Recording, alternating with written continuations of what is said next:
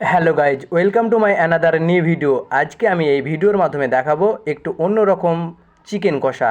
দেখুন কিভাবে এই রকম চিকেন কষা আপনারা বাড়িতে বসেই রান্না করতে পারেন।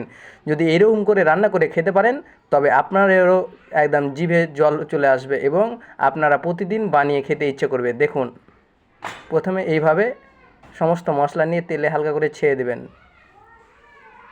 তারপরে এরকম করে হালকা করে মেখে নেবেন। আর মাখা হয়ে গেলেই সেই চিকেনটাকে ভালো করে দিয়ে দিবেন। আর দেওয়া হয়ে গেলে এই সমস্ত মশলাগুলো আস্তে আস্তে দিয়ে দেবেন এবং একটা নতুন মশলা তৈরি করে নেবেন। দেখুন কি কি দিতে হচ্ছে এগুলো দেখে নিয়ে এবং মশলাগুলো হালকা করে ভেজে নিয়ে সেই মাংসের মধ্যে দিয়ে দেবেন। আর কিছুক্ষণ পর এরকম করে হয়ে গেলে দেখুন একদম যে লাস্টে বেলায় এইরকম মশলা দিয়ে একটু পেঁয়াজ কুচি দিয়ে ম্যারিনেট করে নেবেন আর এরকম একদম চিকেন হয়ে যাবে। কি সুস্বাদু, দেখলেই খেতে ইচ্ছে করবে। আপনারাও একদিন বানিয়ে খেতে পারেন।